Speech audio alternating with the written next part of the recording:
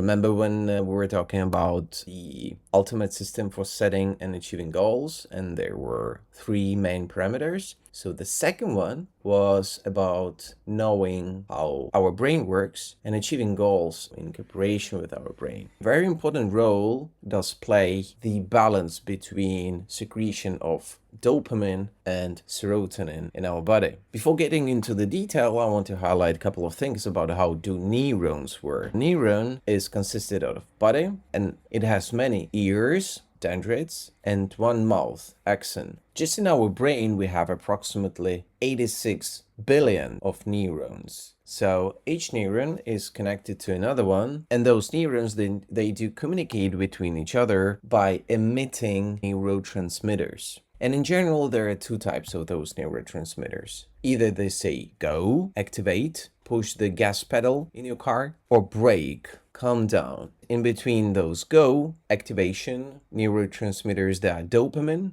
noradrenaline, glutamate, and many others. And in between those, slowing down, braking pedal neurotransmitters are serotonin, GABA, glycine, and many others. But I really want to talk about those two main ones, dopamine and serotonin. Donald Hebb back in 1949 said that neurons that fire together, wire together, but also they live and die together. Those small neurons, while connected to other, they do create chains of neurons, and those chains of neurons, they do create neural networks which actually do define who we are. They do process information from different sources, domains, like learning, memory, decision-making, many others. And this is super important. They do adapt through neuroplasticity. With work of our mind, with work of repetition, we are able to change those neural networks. They can reorganize in response to learning and experience. So let's get back to our topic of efficient goal setting system in the context of dopamine and serotonin networks. Those two networks,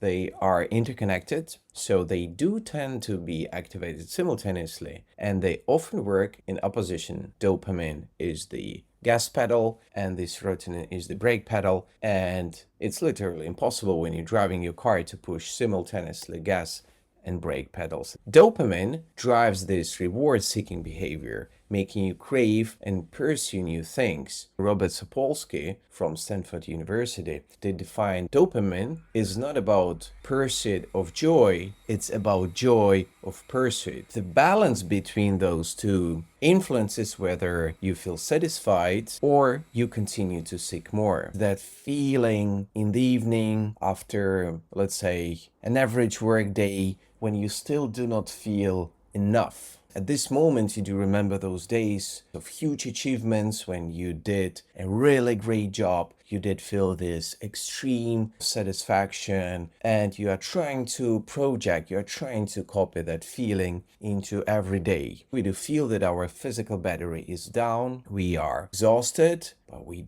do not have this feeling of satisfaction. We do not have this feeling of enough. This is actually serotonin. Why this happens and what to do with it. I want to use this example of eating a spicy food. So when you eat spicy food for a longer period of time, you become more tolerant to that. You feel that spicy taste as less noticeable. And exactly the same happens with dopamine and with serotonin. Too much of achievement makes it feel less noticeable. You do tend to lose motivation over the time. And the same does apply to opposite. Too long vacation, too much of relaxation, too much of serotonin doesn't feel that enjoyable anymore. Let's get back to the taste example. When you eat something sweet and then you taste a lemon, something sour, different of tastes appear to be much more significant. So exactly the same approach we should use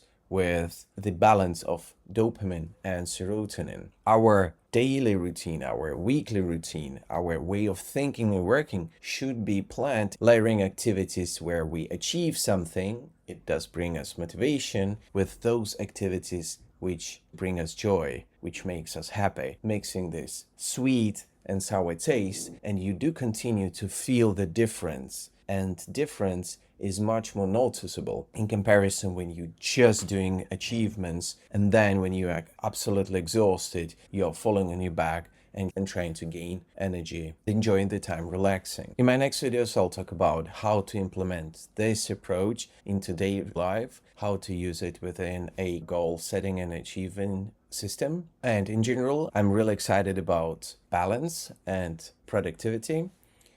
So follow me if you are interested in this topic, and check my other videos where I share my progress and tools. Thank you.